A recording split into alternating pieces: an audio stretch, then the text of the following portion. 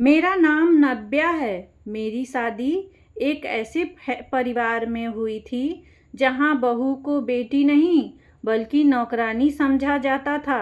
मेरी सास को मुझ में कभी कोई अच्छाई दिखाई ही नहीं देती थी।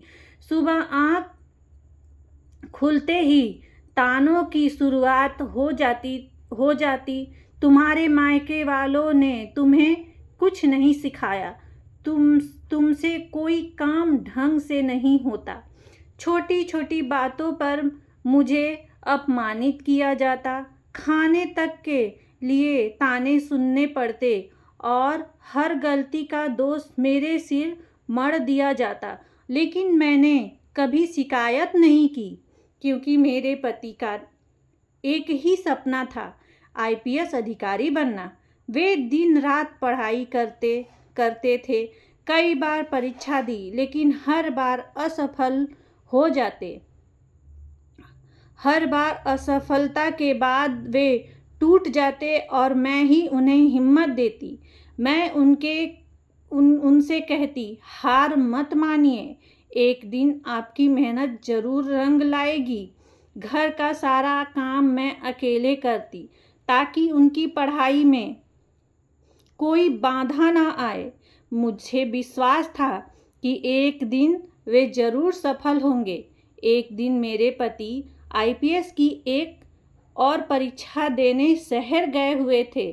उसी दिन घर में बहुत सारे रिश्तेदार आए हुए थे।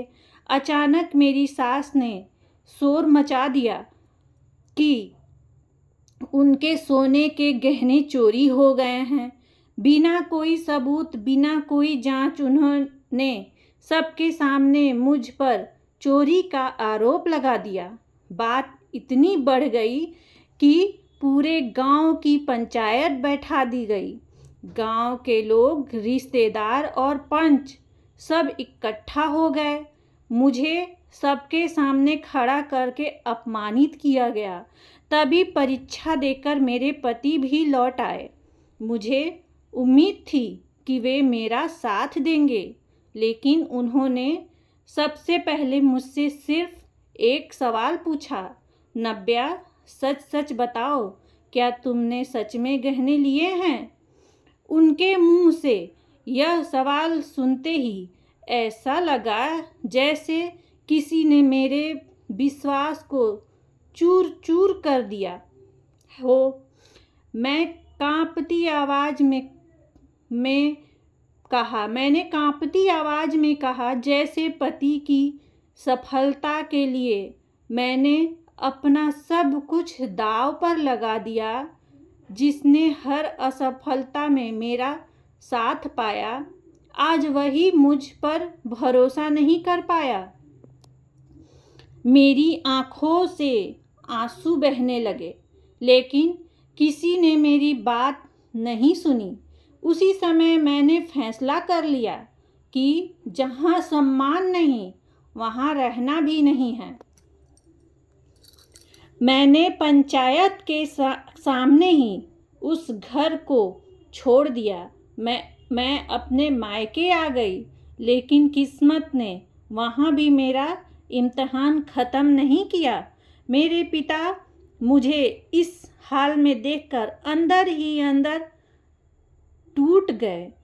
चिंता और सदमे ने उनकी सेहत बिगाड़ दी। धीरे धीरे तबीयत इतनी खराब हो गई कि एक दिन उन्होंने इस दुनिया को अलविदा कह दिया। पिता की अर्थी के सामने मेरे बचपन का सहारा भी चला गया। अब पूरे घर की जिम्मेदारी मेरे कंधों पर थी। मेरे छोटे भाई बहन थे, जिनकी पढ़ाई, खाना और भविष्य सब कुछ मेरे भरोसे था।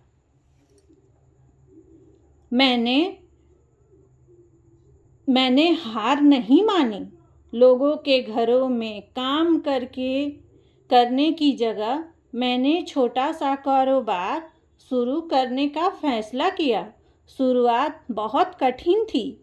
कई बार घाटा हुआ, कई रातें भूखे पेट गुजरी, लेकिन मैंने मेहनत करना नहीं छोड़ा। धीरे धीरे मेरा छोटा व्यापार चल निकला। मेरी मेहनत रंग लाई, पर घर की हालत सुधरने लगी। भाई बहन की पढ़ाई फिर से शुरू हो गई और मैंने अपने पिता का सपना पूरा करने की ठान ली। उनका परिवार कभी किसी के सामने हाथ नहीं फैलाएगा। इधर मेरे पति लगातार आईपीएस की तैयारी करते रहे। साल बीतते गए। हर असफलता के साथ उन्हें मेरी याद और भी ज़्यादा सताने लगी। उन्हें एहसास होने लगा कि जिसने हर मुश्किल में उनका साथ दिया, उसी पर उन्होंने सबसे बड़ा शक किया था। आखिरकार कई वर्षों की कठिन मेहनत के बाद उनका चयन आईपीएस अधिकारी के रूप में हो गया। पूरा गांव खुशी मना रहा था, लेकिन उनके दिल में एक खालीपन था। वर्दी मिल गई थी, सम्मान मिल गया था, लेकिन सुकून नहीं मिला था। उन्हें हर पल नव्या की आंखों में दिखा वह टूटा हुआ विश्वास याद आता रहा। एक दिन उन्होंने सच जानने का फैसला किया। पुराने सामान की सफाई के दौरान उनकी माँ के वही गहने एक पुराने संदूक में मिल गए, जिन्हें चोरी हुआ बताया गया था। सच सामने आते ही पूरे परिवार के पैरों तले जमीन खिसक गई। सास को अपनी गलती का एहसास हुआ। वे रो रो कर पछताने लगी कि उन्होंने एक निर्दोष बहू की जिंदगी बर्बाद कर दी। मेरे पति ने उसी समय निर्णय लिया कि वे मुझे सम्मान के साथ वापस लाएंगे।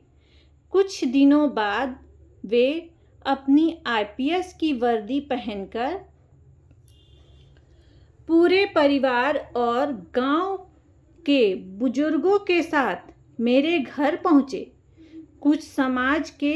पूरे समाज के सामने उन्होंने अपनी टोपी उतारकर मेरे सामने सिर झुका दिया और कहा, नव्या, मैंने तुम्हारा भरोसा तोड़ा।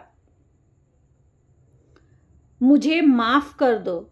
मैं आईपीएस बनने की तैयारी तो करता रहा, लेकिन एक अच्छा इंसान बनने की परीक्षा में हार गया था। आज मैं अपनी सबसे बड़ी गलती स्वीकार करता हूँ। अगर तुम मुझे माफ़ कर दो तो यह मेरी ज़िंदगी का सबसे बड़ा सम्मान होगा।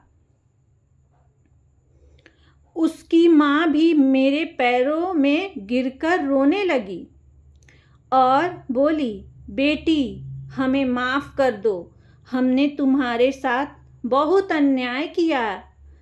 मैंने कुछ पल चुप रहकर उनकी ओर देखा, फिर कहा, रिश्ते केवल माफ़ी से नहीं, विश्वास से बनते हैं। लेकिन अगर इंसान अपनी गलती दिल से स्वीकार कर ले तो उसे दूसरा मौका मिलना चाहिए। मेरी यह बात सुनकर सबकी आंखें नम हो गईं। मैं उनके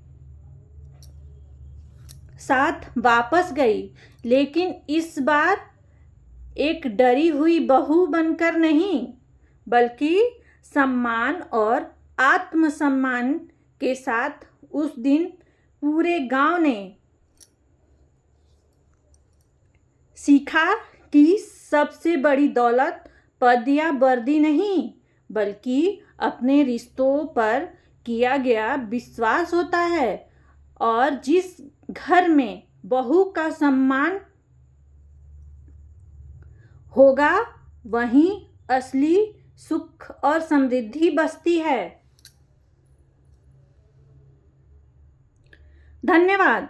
अगर कहानी अच्छी लगे तो मेरे चैनल को लाइक, कमेंट, सब्सक्राइब और शेयर ज़रूर करें।